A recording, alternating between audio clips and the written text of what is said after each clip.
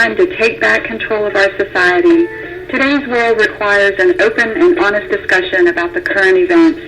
On the Smoking Glass Hour with Darren Glass, our goal is to engage people from different walks of life into a healthy discussion, creating a positive outcome. When it comes to global events, tune in to the Smoking Glass Hour with Darren Glass on Monday nights at 7:30. We don't just listen to the news, we bring you the news. Racism. The belief that all members of each race possess characteristics or abilities specific to that race, especially so as to distinguish it as inferior or superior to another race or races.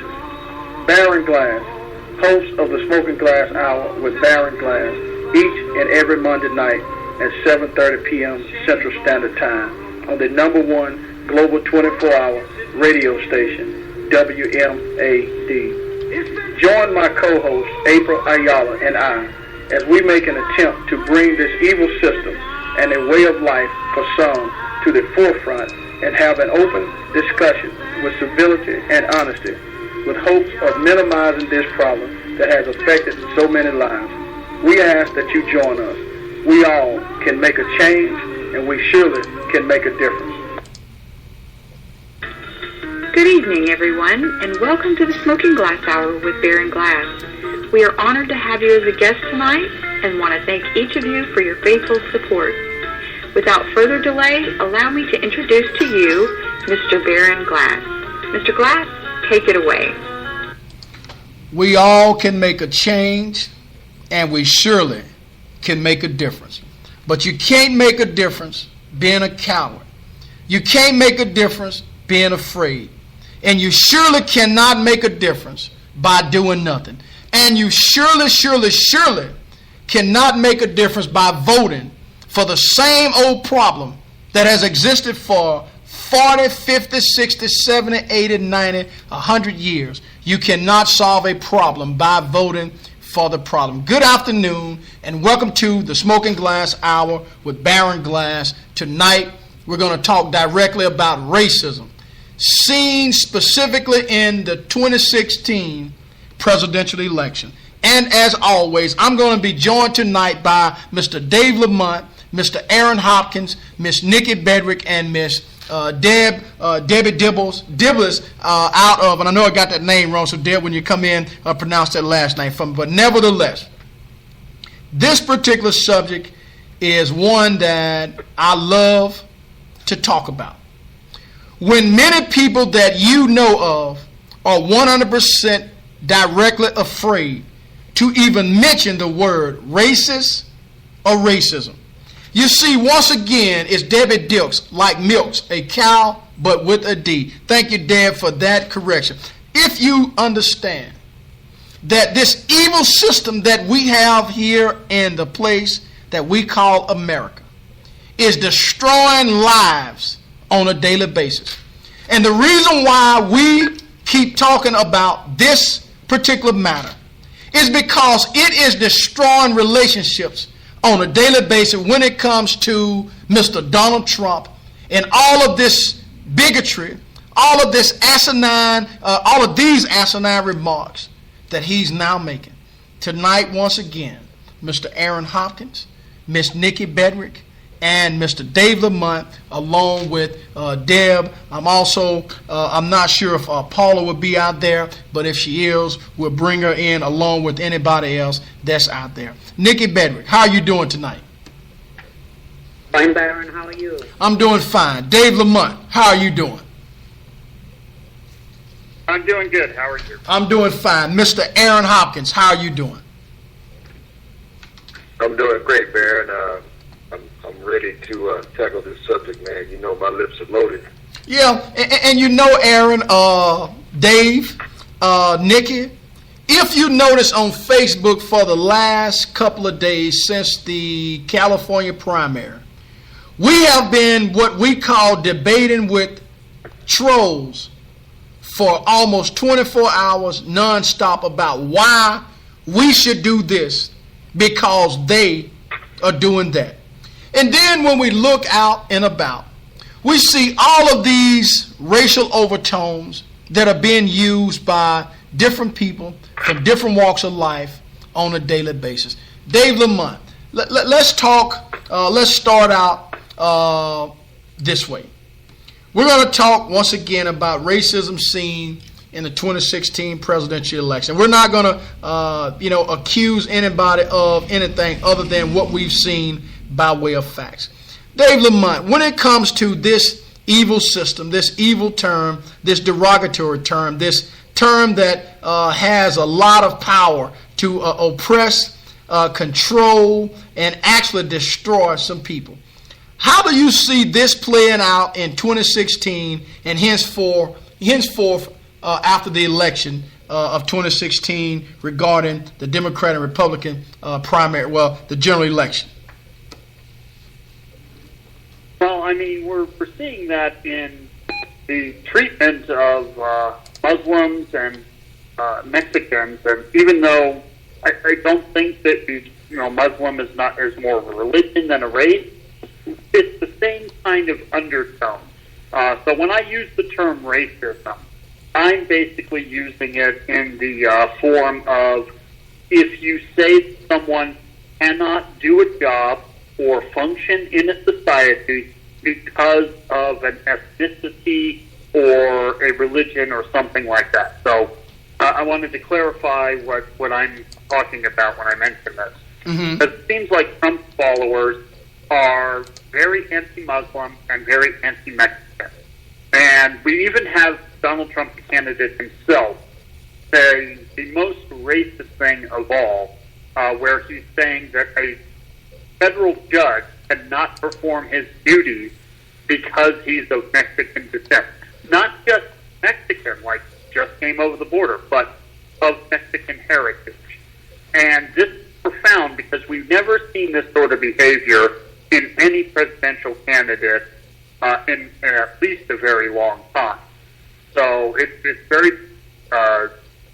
disturbing to me, and I don't think that his followers understand what racism is. And I'll admit too, I don't know all the nuances. I go by mostly the textbook definition and then move out there.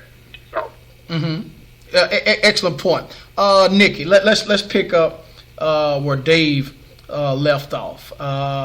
We know you being from quote unquote another country. How does that make you feel when you hear a presidential candidate who is now considered to be the presumptive nominee of one of the two major political parties in modern history? When you hear and see all of this on social media, on mainstream media, along with a lot of supporters, how does this make you feel being in this particular country, seeing what you see, and having to talk to people almost on a daily basis about the struggle and how they have been oppressed by those who are supposedly the one percenters? You know, Baron, I've lived most of my adult life in America, and but I am really, I think rapidly what happened is most Europeans' notions, and not only Europeans, I think people's notions of America. I think racism first came to be known in America, in Europe, not until the kind of like after the Second World War. In fact, they kind of say history writes that Americans became concerned about their image abroad. After the Second World War, America had been isolationist. And America was viewed by Europeans as this land that you went to this land that kind of, pavements paved with gold, this type of thing. I don't think really, and America was very, very an isolationist country, so there really wasn't much known about America. You all had relatives that went there, and that's what you kind of knew. But after the Second World War, and it was an impetus for the government in America to really kind of clean up their act a little bit and support civil rights. because they were concerned about their image abroad. I think it was like a rude awakening to see. I remember being a kid in Scotland in the 60s, and I think it was the 64 Olympics, and I'll still remember the name. Tommy Smith and John Carlos won the 100 meters first, second, and they stood on the podium with a black glove on their hand with their fists in the air. I'll never forget that image. And I think it was then just about my awakening came to what was really happening in America and a lot of other people. So, but, having lived most of my life in America, I think that what really is shattered, I think what Trump has done, I mean, when I look at the states that Trump has won, he's got a geographical sweep. He's one state that no Republican candidate in history has won. And he's won them from the South up to New England. And I think he shatters the illusion that racism is geographically relevant. That it's confined to one particular area. It's nationwide. Racism is nationwide. Look at what Trump's done and what he's won. And he did it kind of promising to Mexicans, create a database for Muslims. When kind of shooting them, thinking about shooting them with bullets dipped in pig's blood. He did it a few days after the KKK endorsement, and he did it a few days after booting black voters off a Georgia rally. The press has been, kind of laughing it off. The press has been reporting it daily through his whole campaign, and their reporting is voluntary. And we know it's about the money, but it's voluntary. And I think that it's almost like, and he has a hard white core constituency, and they've been laughing up. I mean, it really shatters the illusion for me that racism is geographically relevant, that it's confined to areas, maybe the cities. It's nationwide. And I think just as I've always thought with Trump unleashed the beast. It's no longer you don't have to be politically correct anymore. I think also his rallies, what Trump has the ability to do with his rhetoric, is create a mob mentality. There was a philosopher after the Second World War, and she was really talking about the Holocaust. She talked about the banality of evil. And really, most evil is done by people who haven't made up their minds whether to be evil or good. And he can take people that outside that rally, or maybe they're even kind, maybe they're courteous, and he whips up that mob mentality with his rhetoric.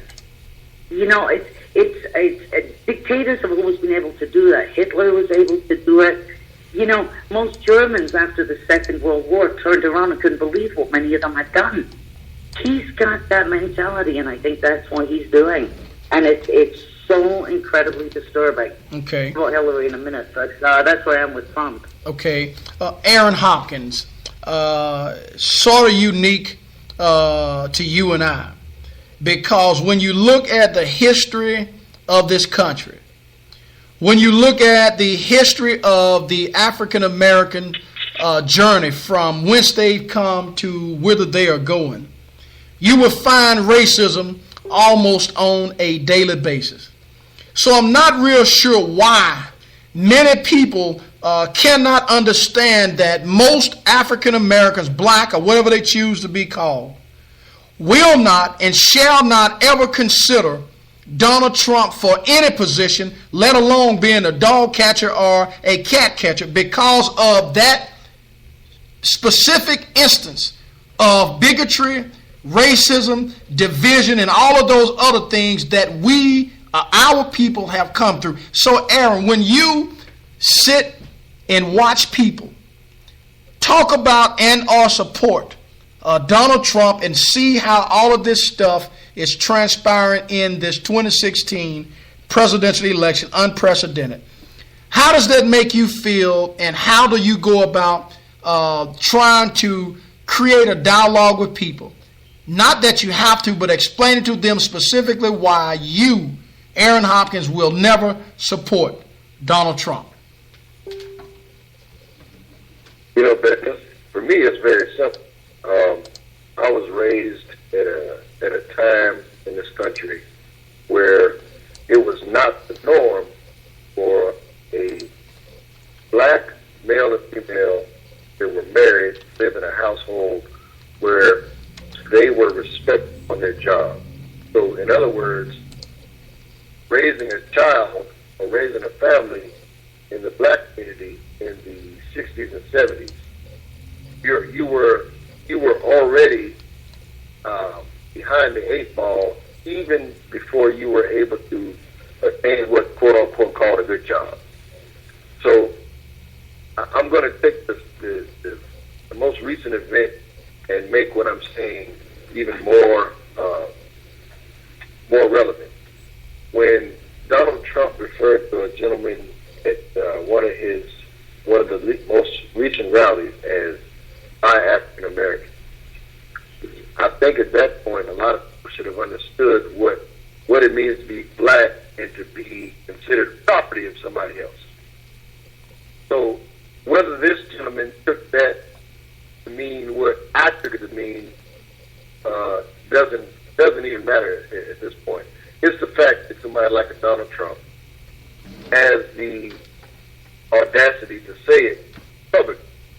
Just listen to the statement. Look at my African Americans there. To not be offended by something like that, I don't care what color you are. Here's a person basically implying that here's a piece of property over here. Look how well behaved he is. You understand what I'm saying? Uh-huh. So, how would a person even gather themselves to ask me why I wouldn't support them? Mm-hmm. You understand? It's the implication of the mentality. That doesn't scare me. It scares me how easily people go along with that mentality. That's if we're going to be fearful of something, we should be more fearful of that, because we can see Trump. He's out in the public side now. Mm-hmm. It's the ones that we can't see. Mm-hmm. And Nikki made a very, very strong point. We had all fallen into the belief that, especially during the presidential campaign, that the states that aligned themselves behind the Republican Party, those were the states that historically, we kind of all knew, the southern states like Alabama, South Carolina, North Carolina. We kind of knew what we were dealing with. Now it doesn't appear to be that clear anymore. Mm-hmm. Folks have for whatever reason, they've been given the green light to now go ahead and say those racist things that Trump is saying, that they may not be saying it exactly like he's saying it, but they're cheering him on. So what is that telling us? So, Barron, I'm going to just say this, and I want to hear from whoever the next person is. For me, it's not a question of support. It's not a question even of voting my conscience. I understand that, there's some things that have to be done prior to the election and post the election, that if we don't make a change on our thing, meaning as anybody who considers themselves a citizen in this country, we're in for a very hard next 4 years, next 8 years, if you want to base it on whoever wins that election, which I believe it's already, the president, in my mind, has already been selected. We're just not the ones making that selection or choice. We think we are. We think, and we're participating. I don't want to give that illusion. We're participating, but we're not controlling it. There's a difference. Well, I'll tell you, Aaron, excellent. Debbie, coming from the state of Missouri, trying to overcome what some may accuse, forefathers of being, potentially slave masters or whatever the case may be. Fast forwarding now to 2016. To hear and see all of the things that have happened back in the past that now appear to be happening on a daily basis. Coming from your point of view, how do you see this playing out in the 2016 presidential election when most people, not me, well, let me back up, a few people felt like since 2008 that racism no longer existed because you had elected Barack Hussein Obama. Debbie, talk to me. Yeah, I'm still confused about that one. I think I had mentioned in one of the prior shows that there was a time when I was younger that it was after, past the major civil rights movement, which I grew up in the middle of I watched it on TV. We lived in a predominantly white neighborhood, so I wasn't living in that, but, we followed it on television, and I followed it very closely because I was always interested in that stuff, even as a young person. And honestly, I was outside of Kansas City, so Mafia was a bigger story there. But I'm still confused and amazed at how much is out there. Now, I knew it was always there once I became an adult and I got out and got into the world, and I thought that you didn't really, it was so muted that it wasn't that noticeable. And even here in Missouri, I've always been in larger towns, so you didn't see it quite as much. Now that I've moved into the rural communities, you could really see it here. We actually still have some areas of Missouri that have KKK and things. I lived in a town that had a KKK history, and I was flabbergasted by that. You didn't see signs of it, blatant signs of it, but you heard stories, And this has been as recently as the 80s. So I was just out of my element. I was like, I have no idea who you people are or what you're doing down here.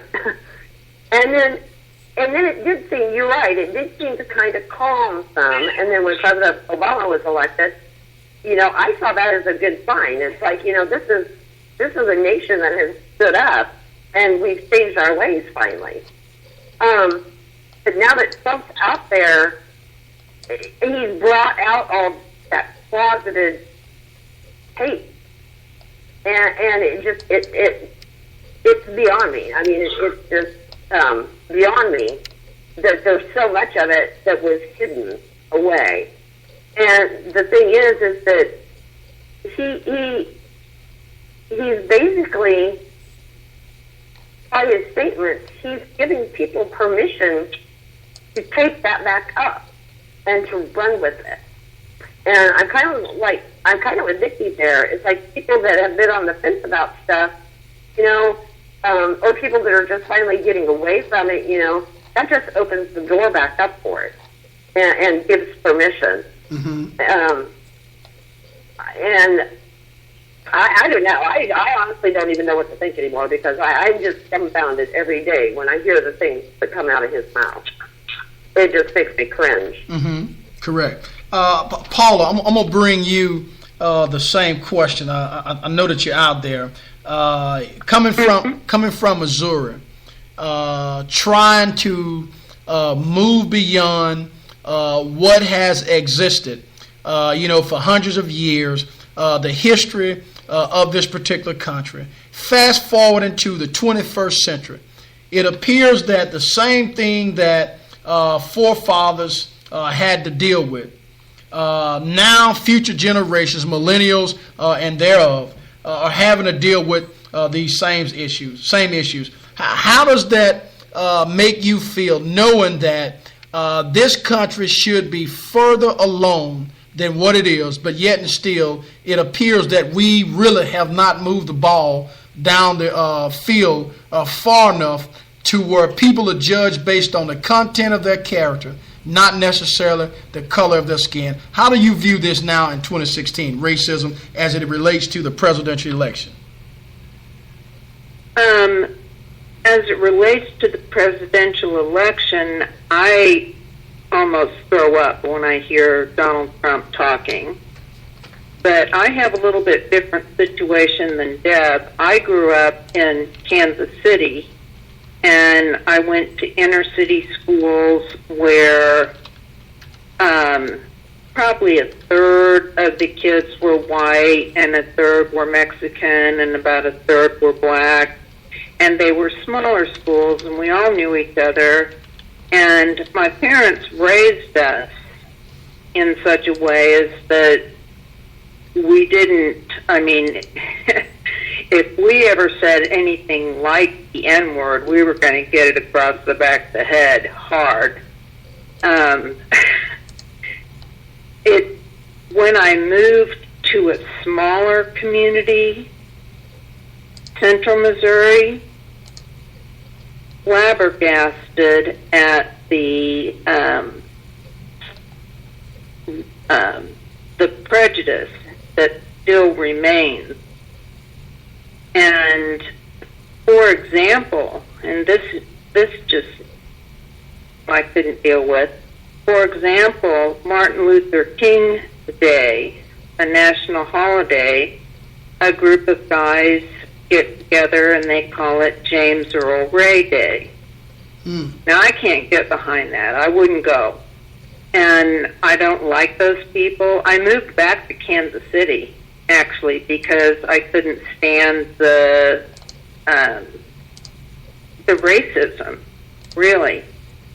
But I think that what has happened in this election is that Trump has sort of reopened the door for people who have been, say, closet racists for a long period of time, trying to be politically correct. I think he has opened a door and has made it so that people feel that they can go back in time to their prejudices and their hate for one another based on race. I really did think, like Deb, I thought we were over it. And I've always been over it. But Trump scares me, and I really think I don't know what I would do if he were to become president. I think he is turning our country back 100 years. Mm-hmm. Right. I just had this question sent to me. So Dave, Aaron, Nikki, Deb, Paula, either one of you guys can take a shot at it. All of you can take a shot at it. And the question reads as this. My question is this. Our parents and teachers are dealing with bullying and racism among our children. If Trump is elected, what will this say to our children?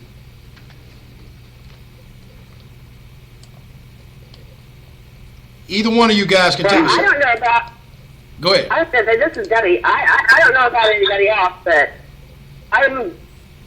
well, you know I have a teenage daughter, and I have her in front of the television all of the time when all of this stuff is on so that she can hear, and I use it as a teaching tool.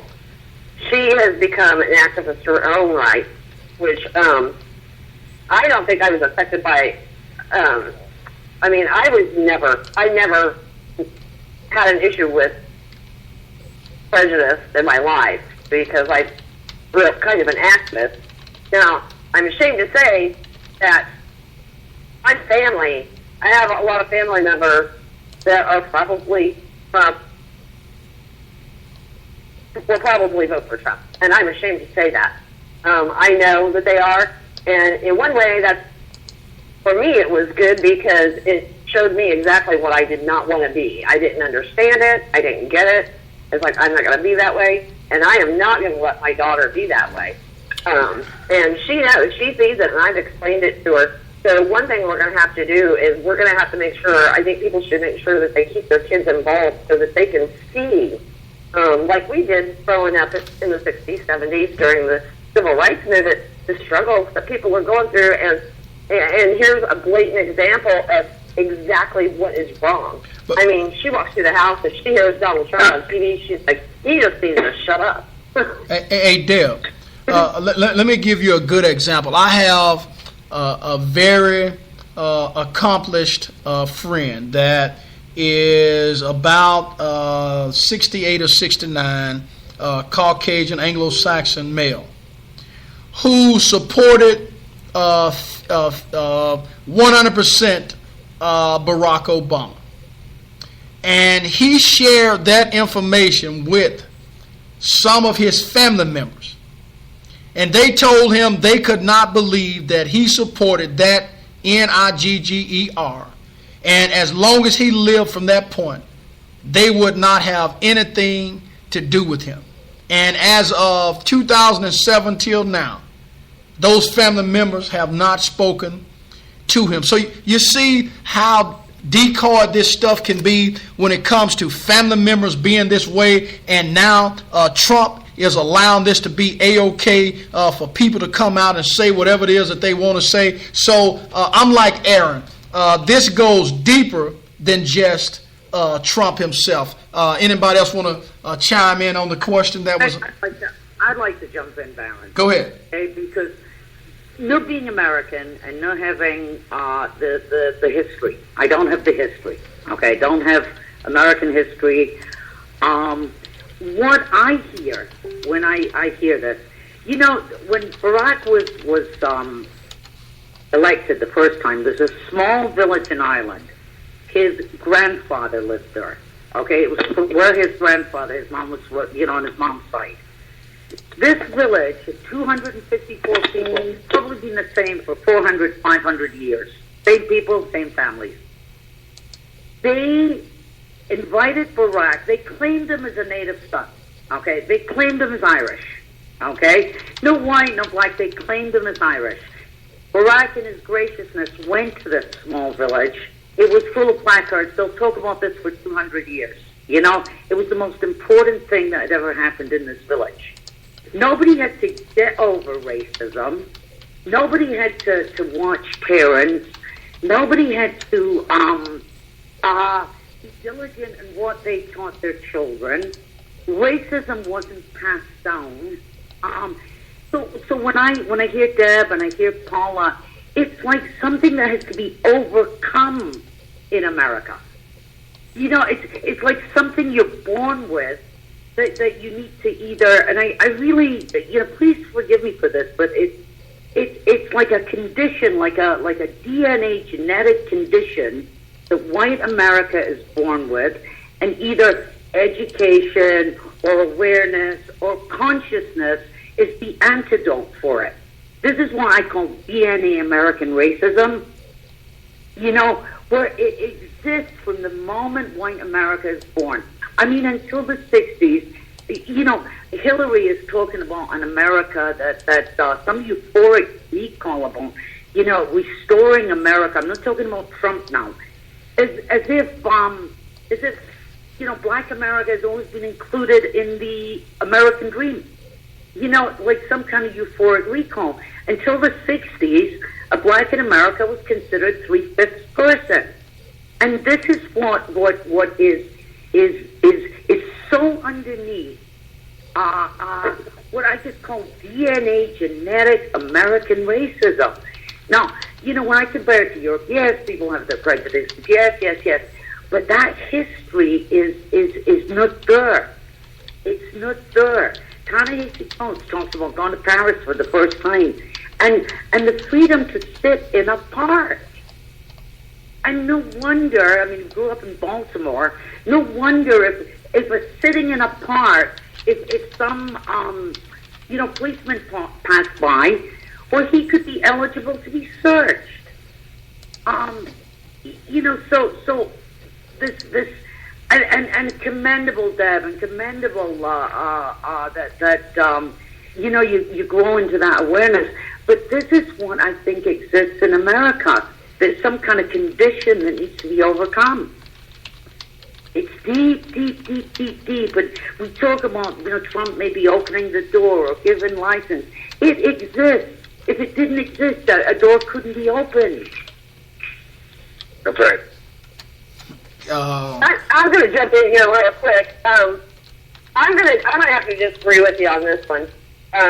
As far as the DNA and being born prejudiced as white, it's well known in educational psychological circles that when children are put together when they're young, color does not have an impact. Color of skin does not have an impact. As a matter of fact, they've barely even notice it other than being another character feature of the person.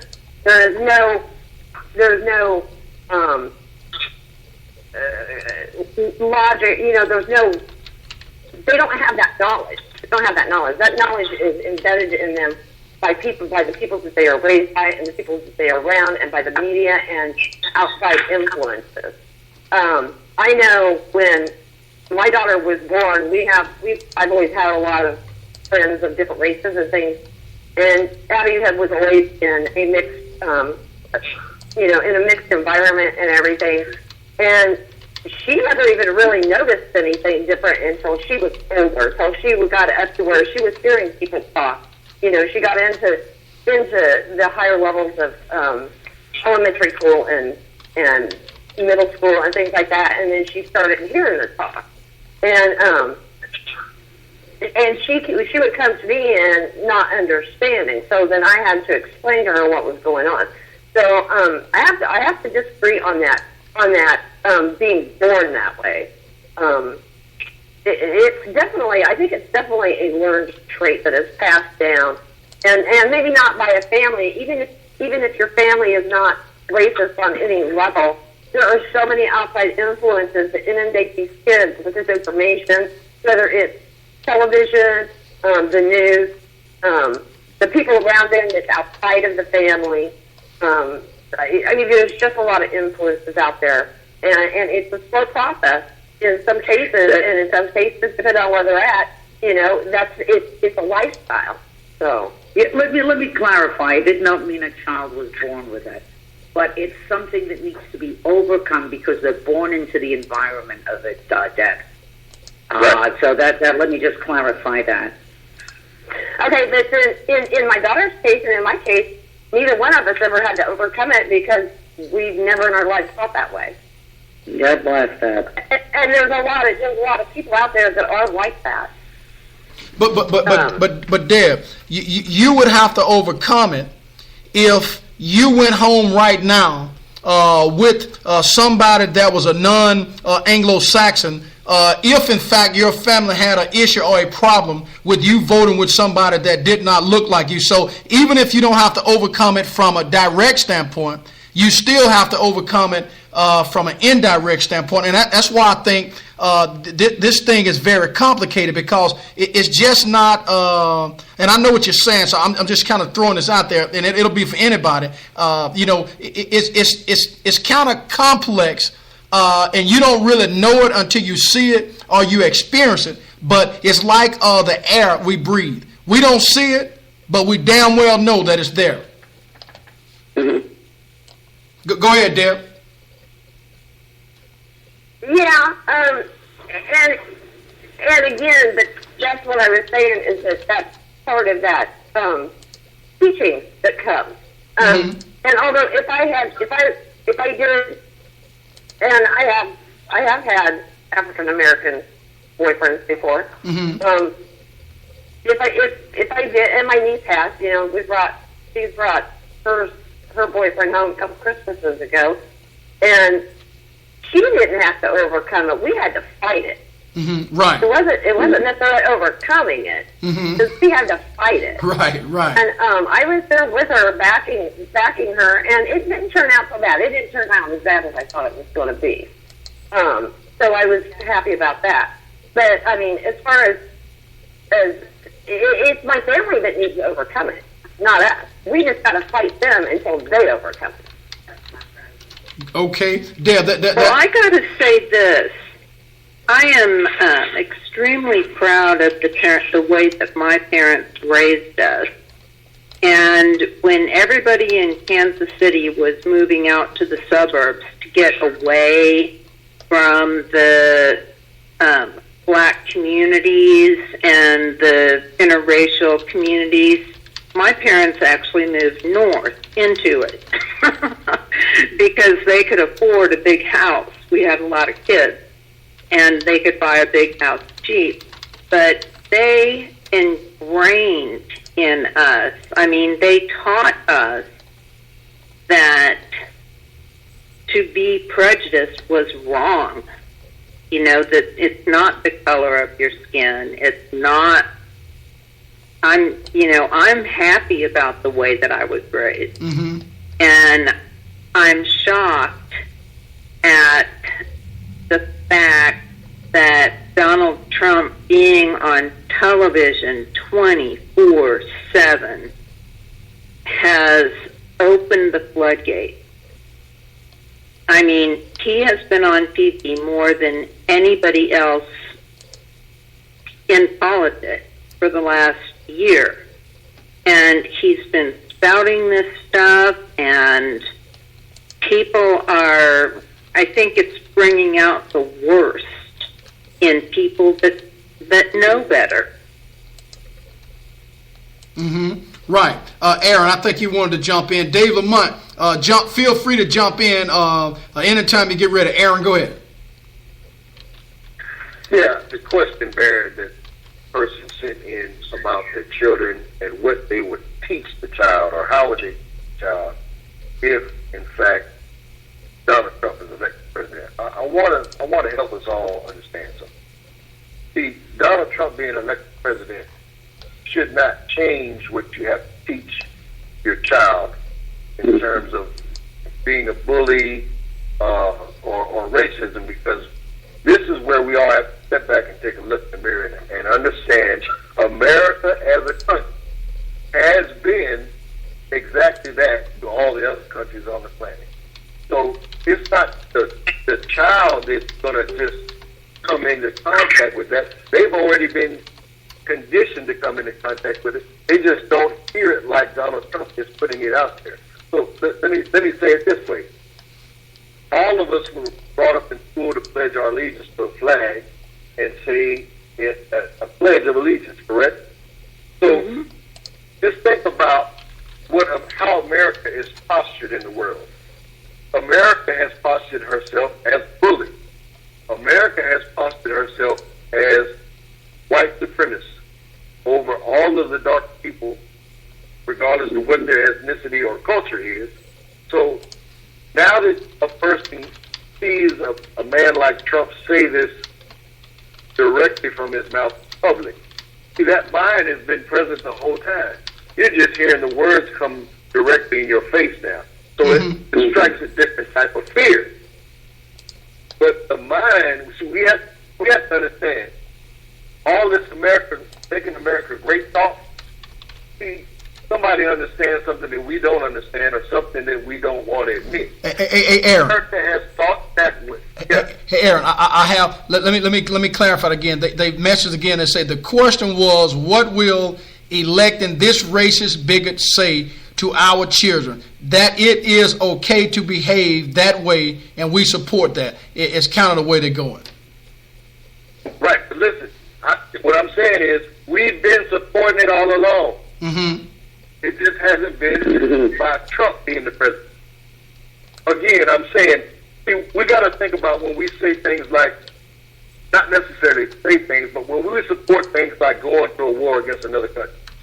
If the war is not about defending the rights of the American citizens, then the war in itself is wrong. If it's about waging an offense on somebody just because they have mineral riches that we want, so how do you teach that same child that's right? You understand what I'm saying? So the mind of an aggressor, the mind of a bully, this is the mind that America has outright. We have to stop acting like that America is a righteous country. Either we're going to accept that we have to make a change individually, which at some point will help us make changes in a community, and then it goes forward from there. But we can't keep acting like and playing around with the fact that America is not what America can be. America can be a great country. But if America doesn't start looking in the mirror and making changes, which starts with us, I don't personally give a damn whether Trump is elected or not. He would not be effective as a president if we didn't back him with our ignorance. So Aaron, let me ask you this then. So how do you conversate with this young African American male that has a little anger within him for whatever reason? How do you have a conversation with this kid who tells him that you go out and you earn your worth, you do everything that's required of you, when you see that laws and injustices happen on a daily basis to kids that look identically to who it is that you're trying to tell opposite? So, and then you elect a person who has these values. So to me, you're saying, okay, you want, in one aspect, you're telling this person to overcome it, but on the second aspect, they can't overcome because the majority is electing a person who comes from exactly what you don't want. And I'm rambling with it because again, this is very complex. I want to get Dave Lamont because I know he's sitting out there, and Dave is always patient. But I want to hear a little bit more from Dave. Dave, in Colorado, how do you see a racism, whether it's overt or whatever the case may be, and when you see it, what's your mechanism with regards to how to deal with it?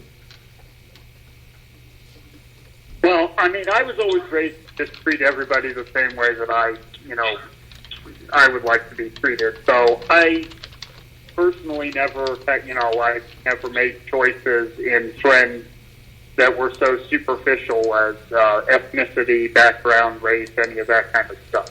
Mm-hmm. If I like the person, I like the person. If I didn't like the person, I didn't like the person. What I see around Colorado, we're not exactly a border state, but we're kind of one off. So you do get that kind of anti-Mexican sentiment. And in my work, I do interact with a lot of people in various parts of the state. And I can see that sort of thing. And, I run into people who are Fox News viewers and that sort of thing who believe the hype that Donald Trump talks about and get stirred up by his rhetoric. And I usually say something. I'm not one to hide my disdain for someone if they get under my skin. So I confront it head on. And if I think that someone is acting out of line, I mention it. Mm-hmm. And I think if more people point out and embarrass, I think one of the problems that I'm having with the Donald Trump campaign is I think he has made this kind of animosity towards people not of your tribe. I think this is more a case of tribalism than necessarily overt racism, because there are plenty of people who could be very tribalistic without considering themselves racist. So I'm learning to view it from the point of view of tribal. You're not like me. You're either not my religion, or not my same colored skin, or not my same state, that sort of thing. And Donald Trump has made tribalism fashionable. It's the erosion of a little bit, that little bit of political correctness that I think we all can agree on. So he's made it fashionable. And what we need to do is chain people back into it. We need to point out when they are doing this sort of thing. We need to confront it head on. Right. And that's my take on it. I think you need to attack it directly. Right, Dave, and you are exactly right. And until those people who are here's what I don't like. What I don't like is for a person to be passive behind the curtains, but in the public they are aggressive. You see, because the time to be aggressive is when you are in your own circle and people are making all of these overtones and all of these conversations that you know and you believe in your heart are wrong, but you say nothing to dispel it. You say nothing to discount it. You say nothing. So to me, you send a person a message that it's okay with them what it is that they're doing, so they continue to do it. They continue to do it until it becomes a habit. And once it becomes a habit, that habit is hard to break. How and why do we know that? Because everybody says every day that they like to lose weight, when in fact all they have to do is get out there and start walking. The question is, if you want to lose weight and you're not getting out there walking, then you're basically defeating the purpose. So when we look at all of this, what I like to try to find out is, how do we make this situation better, or if it can be better? Because 2016, from January to now, has been one hell of a year. And if you ask yourself, there's been Facebook friends, there's been personal friends, there's been family members who are losing each other's personal contact all over who you're supporting versus who you don't support. Deb, I'll start with you. How are you dealing with that?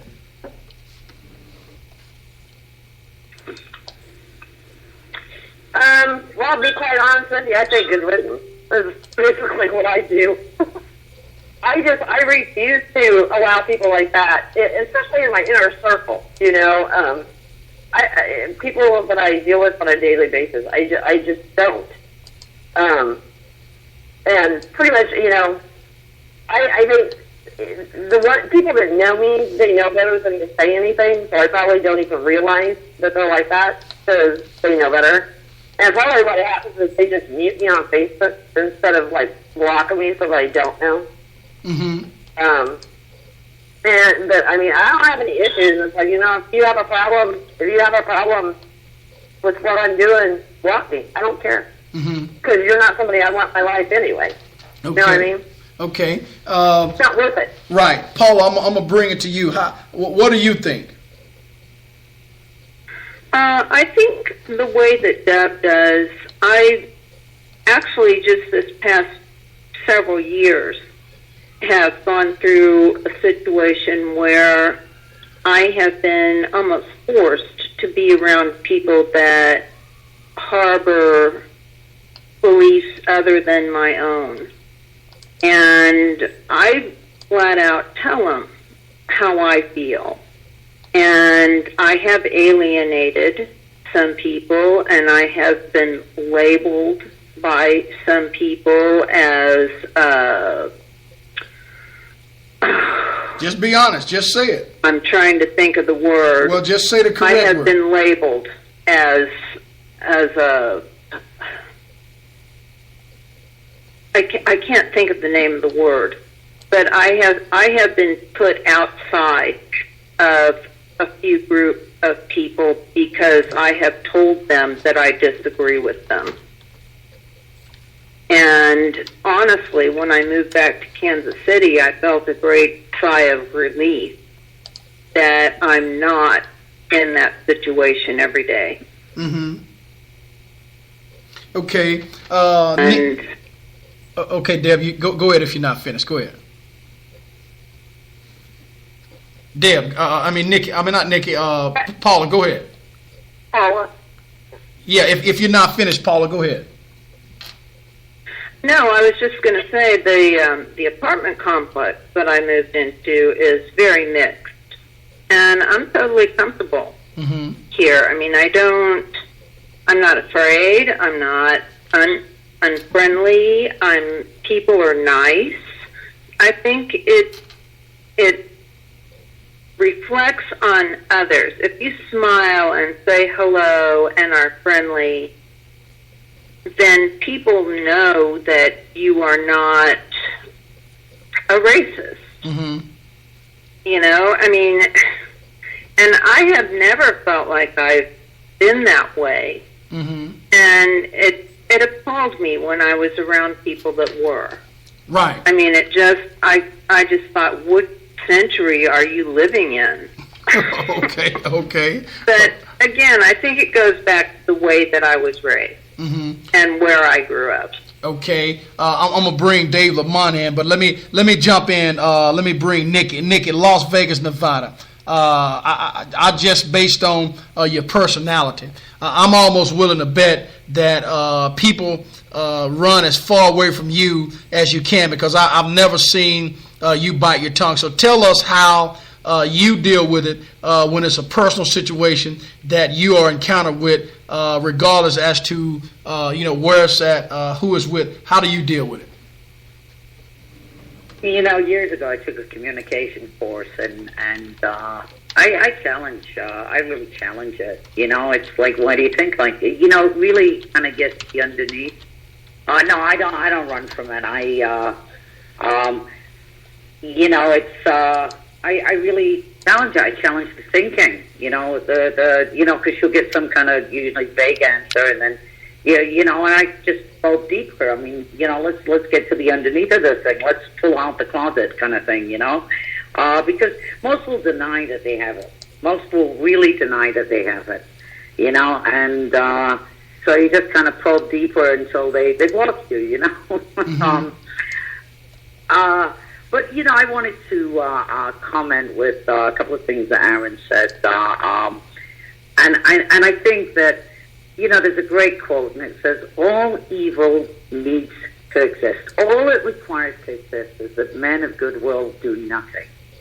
And that's so when you see it or you hear it, most people do nothing. There's a tremendous apathy. I did last week. I did something I hadn't done, Baron. I got the text for this show, or the text, the notification. I sent it to all of my white Facebook friends, every single one of them. Now, nobody really comments on my posts anymore because they're all political, they're all race-related, they're all something. And I didn't get one. Now, this was my white friends. I didn't get one response back that someone would listen to the show. And I got 2 responses from 2 people that really surprised me, saying, no, my cup of tea kind of thing. And it really was, it's like so many whites they don't want to really acknowledge that it exists, okay? So they just want to know, or if it does, it just doesn't affect. And I think it's that apathy, that lethargy, that doing nothing, that, a racist is the guy that announces himself, who he is. But there's this silence. There's this silence. And that's what troubles me more than anything. If a man be known, say it, you know what you're dealing with. It's that silence that kind of troubles me a lot. I had a discussion with a friend last night and really pinned her on something too, but so for me, it's just you confront it where it is, you have to. I want to go back to what Aaron said. As a society, I think the last kind of, not to bring religion into it, but the last Pope at the, Catholic in the Vatican called us a culture of violence, and we are. We engage in these foreign wars, okay, where we kill people by the hundreds of thousands. I mean, the drone strikes right now, it's horrific what's happening. And they're all in countries where there are people of color. They're South American, they're Middle Eastern, they're countries where we've gone in because they have something we want. So we're a country of perpetual war. We kill each other to the tune of 90 people a day. 90 people a day with our gun violence. We have, we are a violent society. And back to your question, what do you tell the young man who's angry, who's seething because of his condition, who sees nothing but violence around him? This idea of a benignity in America is part of that. You've got to be asleep to believe that one, like the American dream is too. That we're some benevolent, peaceful country bringing democracy and peace to the world. This is what the average American believes. And you just need to take one look at our society. And, after the first high school shooting, when I think it was Columbine, when the white kid walked in and mowed down like about 14 people, I heard an interview with an Army Green Beret psychiatrist. And he talked about how by the time an American child is 16 years old, they've witnessed 160,000 acts of violence from the movies, from television, from the, and he also talked about how these kids that never fired a gun before hit 100% of their target. And he talked about the video games. They're all violent. They're all violent. We are a culture of violence. We're a nation of violence. And so how do you tell that young man who's growing up in a city, who sees nothing but violence around him, who lives in a culture of violence, to now kind of, go against that? Until we as a nation, until we look at our history, our history of slavery, our history of violence, our history of domination, until we as a nation have that change of heart, nothing is going to get different. And I'm with Aaron. I don't give a shit if Trump is president, because he's only making kind of explicit what's implicit in our culture. This is us. Trump is us. Europe regards us as I read today on an index, America is regarded as regards peaceful nations, 103rd. The rest of the world regards us and knows us as an aggressor. Mm-hmm. And we are. Well, I have relatives coming for vacation. You know what their number one concern is? That they'll be safe. Our police are on the streets killing long down black men by the hundreds. People outside of us are looking at this and seeing it for what it is. We are not. Well, I'll tell you, we're going to try to close this out, but what I'm going to do is I'm going to start with Dave Lamont. And Dave, whatever it is that you'd like to offer to those who are out there now listening and may go back and listen to the archives. When it comes to saving this particular country and making America to live up to a true meaning of life, liberty, and the pursuit of happiness, excluding racism and bigotry and all those other things, what is it that you'd like to offer to those who are out there listening as to how they can make a difference in 2016 and the 2016 presidential election? And that question is not only for Dave. I'm going to go down the line and we'll close it out. Dave Lamont, I'll go to Dave, then I go to Nikki, then I go to Deb, then I go to Aaron, and then I'll go with Paula. Okay, so you know me, I'm big on education. So I think education is the first step that's needed. And specifically, you need to grab a conservative, that conservative uncle, brother, sister, parent, friend, whatever, and teach them exactly what racism is. Because I've heard this definition several times from conservatives. Racism is mentioning race. What conservatives think racism is. If you say that Barack Obama is black, you just committed racism to that. And I've even seen them go so far as, if you say anything negative about anyone, that is racist. I've been called a racist because I won't vote for Donald Trump because I don't like Donald Trump. So we have a profound disconnect in this country, in the conservative right-wing portion of America, that believes that racism is the definition of racism is mentioning racism, which wrap your head around that a few times to try and figure out how that works. Dave Lamont? So if you can convince, show, and teach them, that's taking the biggest step ever.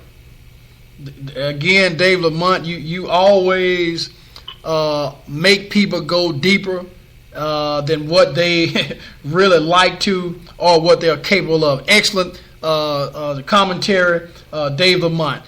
Nikki? Oh, I just think that change begins with myself, and it's an individual thing. I think if we can, as Dave said, challenge it where you, and not challenge it in the sense of, to really try to get people to understand that what it is and what it is and why. I mean, at the end of any challenge I have with anybody, I'll say, why? Well, ask yourself the right questions. If you don't know the questions, you're never going to get a good answer, But start asking yourself the questions. But any change begins with ourselves. And I think it's one talking to another. It's an individual thing. And as many people as you can affect, or as many people as you can get to think, to challenge themselves, I think is we can't save the world, but we can with each other individually, one at a time. Okay, Be active. Deb? Be active. Okay, be active. Deb? I know we have to give Deb time to come off mute. Go ahead. I'm here. Yeah, I'm here. Okay. I just think, I'm disappointed in where we're at now. I'm actually shocked at where we're at now. But I will never believe that it's a lost cause. We can fight back, I think I was saying on here, we'll just have to pick up the torch of the 60s and carry on, talk to people, and we're just going to have to fight it. It's not something that's going to go away tomorrow, but it's something that we can make a difference every single day in our actions and our words. And I don't know for everybody else, but for me, it's an everyday deal. Mm-hmm. It's never going to stop. I will always fight it. Correct. Aaron Hopkins. Yes, sir. Aaron, you already know me. I think that I have my hands full trying to help those around me stop hating themselves, which is a big enough job, along with getting people to want to be taught or learn. Not that I'm not saying that I'm the teacher. I'm saying any information that is available for somebody to learn better than what they already know. We all, as reasonable people, would think that they would jump the chance. So, Dave Lamont, I appreciate what you're saying in terms of grabbing a conservative, but you better be ready for a fight, because anytime you try to teach somebody that thinks they already know everything, and that's a long day ahead of you. But I'm not saying you're wrong. I'm just saying that it's a challenge to penetrate the minds of people who are not willing to change their way of thinking. So that's in part why this country now is being, I'm going to just say, whooped into submission. I live in Texas, and some of you know, some of you don't know, last week, my city was almost underwater. So I'm listening to the forces of nature. If nobody else does, I'm going to listen, and I'm going to try to, as they say, bear and govern myself accordingly. But that's a whole different subject. But if we understand that we're not where we're supposed to be, and if we can just gather up enough strength to try to, we have to let our own fences down sometime and let information come to us that can help. We can't posture ourselves as being the country that knows everything and that's the mightiest country anymore, because look where that's gotten. So right. We're either going to see the handwriting on the wall and adapt to what it's going to take. And I think somebody just said it. This is not an overnight thing. And I know our mentality in the country right now is we want everything right now and we want everything instant. Well, that's not going to happen. Okay, Paula, I'm going to let you close it out. What I was thinking is what's being taught in schools right now and what is being taught about American history, and whether or not kids as they're growing up, are learning that what we keep doing is the same thing over and over and over. And unless we stop and say, look, this cycle has got to be end, then it just keeps going on and on and on. And do the kids in school these days, are they taught about slavery? Are they taught about the civil rights movement? Are they taught about how to treat one another? Are they taught social skills? Are they taught civics? I don't know what's being taught in school today. Right. That's true. I just wonder about our education. Well, one thing I think that matters most is that kids get an education, because I think lack of education breeds poverty. Poverty breeds crime. Crime breeds murder. And then the white people come and say, well, that's all the black people doing that. And then, you just get this over and over and over again. And so I think it really starts with our educational system and parenting. Well, I'll tell you, it appears that, everybody is in agreement that education is one of the most vital things that we can have with regards to fighting racism. Dave Lamont says that he's uploading a video tonight on the Democratic primary.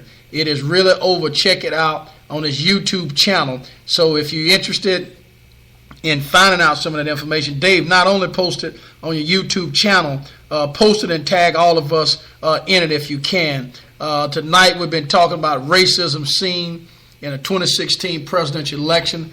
Been joined by Mr. Dave Lamont, Miss Nikki Bedrick, Mr. Aaron Hopkins, Miss Debbie Dilks, and Miss Paula, I think it's Stafford, the last name. But nevertheless, thanks for all of those who are out there listening.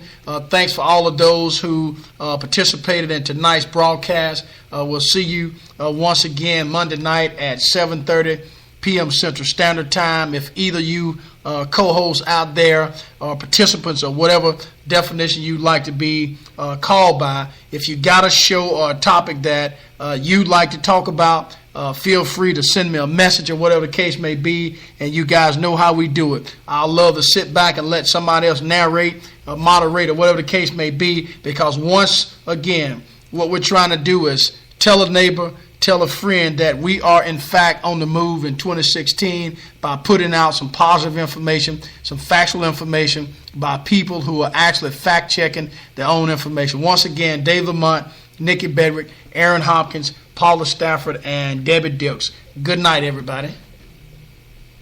Good night. Good night, all. Good night. Good night, all.